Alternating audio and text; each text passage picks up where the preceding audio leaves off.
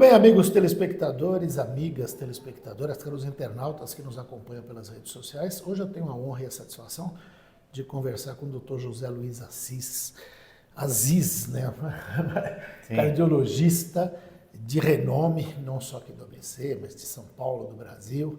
E em função dessa nova decisão aí, até das entidades médicas nacionais, de considerar a pressão 12/8 já como pré-diabetes. Isso tem causado uma confusão. Pré-hipertenso. Pré-hipertenso. Sim. Tem causado uma confusão danada, né, doutora Aziz? E o pessoal já achando... Hoje eu conversava com a minha personal trainer na academia, ela falou, nossa, eu fiz uma bioimpedância ontem, estou com 12/8, será que eu já sou pré-hipertensa? Sim. Então nós vamos tirar essas dúvidas. O que significa essa decisão? Bom, Joaquim, primeiro um prazer estar aqui com vocês, né, esclarecendo todas essas dúvidas, né? É importante isso porque essa decisão vem da Sociedade Brasileira de Cardiologia, da Sociedade Brasileira de Nefrologia e da Sociedade Brasileira de Hipertensão. Essa decisão vem em conjunto com o que tem no mundo. Sim. Os americanos já tinham essa decisão, os europeus também já tinham essa decisão. Nas diretrizes anteriores brasileiras, que norteiam mais ou menos o tratamento nosso, a gente faz com que essa pressão 12/8 antigamente, até 14/9, nessa faixa era chamada de normal alta. E agora já virou o termo de pré-hipertenso, mais ou menos alinhando o que tem no mundo. Então, essa pré-hipertensão é um alerta, na verdade, porque você é considerado esse indivíduo já nessa categoria. Por que aconteceu isso? Porque vários estudos começam a mostrar um malefício ao sistema cardiovascular, sistema renal, já com essa pressão.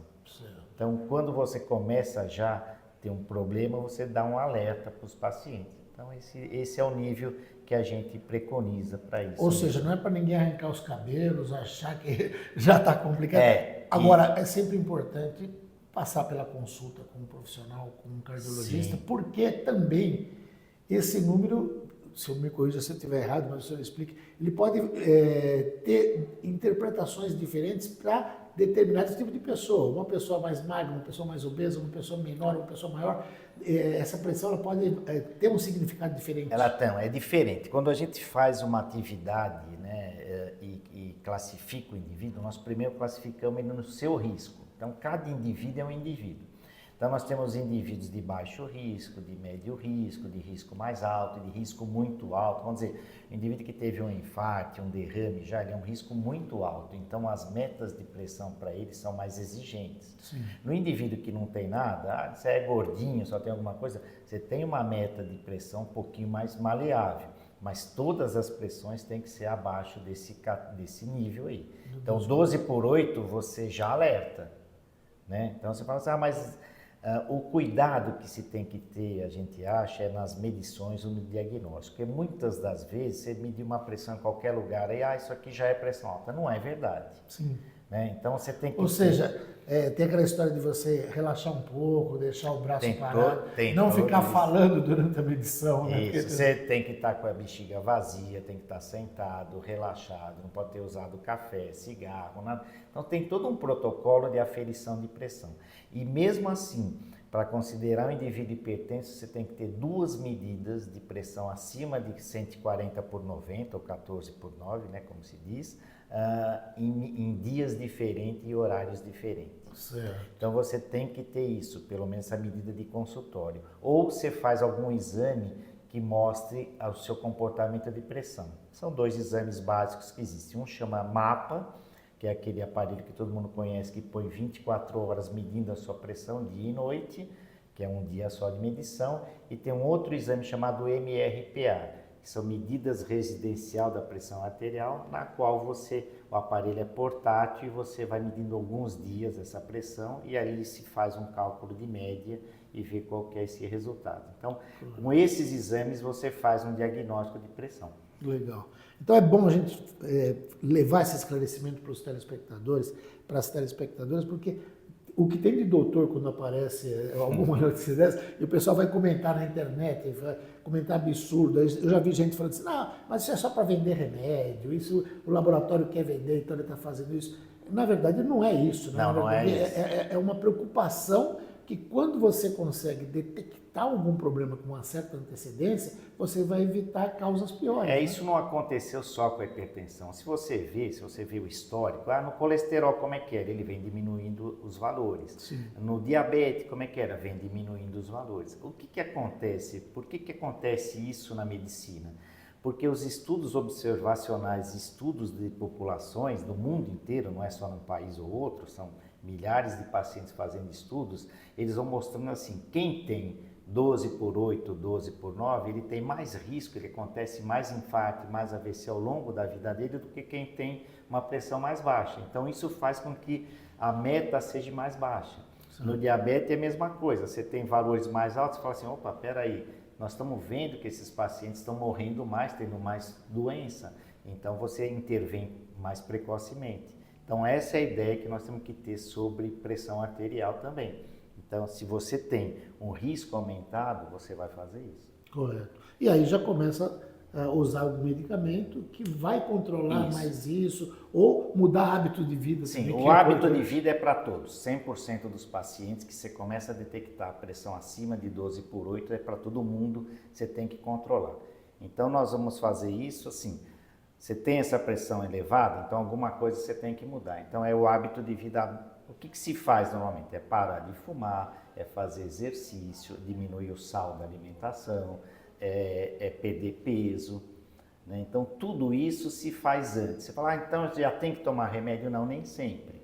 Então, nós temos hoje, antigamente a gente esperava 6 meses para modificação, para entrar com remédio se o resultado do estilo de vida não atingisse o que a gente precisava. Sim. Hoje são 3 meses. Então hoje você espera 3 meses, nós podemos esperar. Ou em 3 meses você fez tudo isso, emagreceu, tirou o sal, fez exercício, parou de fumar, tal, resolveu? Ótimo, você vai continuar assim, acompanhando. Não resolveu, aí você passa a indicação de uso de remédio. E se você já for um paciente que tem um risco alto, mesmo assim a gente já inicia remédio. Sim. Então, os indivíduos que têm pressão pouco elevada, mas ele tem risco muito elevado, esse indivíduo já se dá remédio antes. Legal. Então, tem as situações que são diferentes. Doutor Aziz, eu não sei se tem alguma coisa que eu não perguntei que o senhor gostaria de acrescentar e falar. O que mudou um pouco também na diretriz, ficou se observando assim, deu muita importância à parte do SUS, um pouco, nessa diretriz é citado o SUS, porque 75% dos pacientes hipertensos, né, do Brasil são tratados pelo SUS. Certo. Então, só 1/4 que é pelo sistema privado ou sistema suplementar, que é dos convênios. Então, a maioria é do SUS. Então, se aproximou muito, inclusive, do tipo que o SUS pode oferecer, os tratamentos que o SUS pode dar. Lógico que no SUS não tem todos os remédios adequados e os melhores remédios, às vezes, para se tratar, mas tem alguns remédios que podem ser usados. Então, enfatizou isso um pouco. E outro alerta que se deu nessa diretriz também foi sobre mulheres. Então, as mulheres, o que aconteceu também? Hoje, quando uma moça começa a tomar um anticoncepcional, já fica mais alerta com a pressão arterial. Sim. Quando ela teve pressão na gestação, pressão alta, já fica mais alerta. Se ela teve uma pré-eclâmpsia, que é uma pressão alta, com inchaço na perna, etc., você também já fica mais alerta. Então, isso também ficou. Na mulher pré-menopausa ou pós-menopausa, perto da menopausa, também se deu alerta para isso. Vou repor hormônio, tem que avaliar a pressão, porque ela pode subir um pouco a pressão arterial. Então, isso já também se vê. E outro ponto também que ficou bem nítido nessa diretriz é que a gente antes deixava o idoso com uma pressão um pouquinho mais alta. Tem 14, tem 15, tem 16, tá bom, ele é velho, tudo bem. Hoje não, essa diretriz trouxe para todo mundo uma pressão abaixo de 13 por 8. Certo. Então, 13 por 8 é uma meta que a gente deve ter. O diagnóstico é acima de 14 por 9. Entre 12 por 8 e 14 por 9 é uma tensão que se tem. Então, esse é o resumo disso. Mas, assim, a avaliação regular das pessoas precisam ter muito na cabeça. Outra coisa, se você ele tem muito componente genético, a hipertensão também.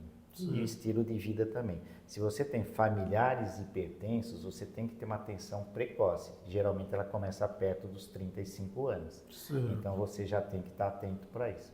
Então essa diretriz ela traz, não é para ninguém ficar apavorado, mas ela traz uma atenção maior, né?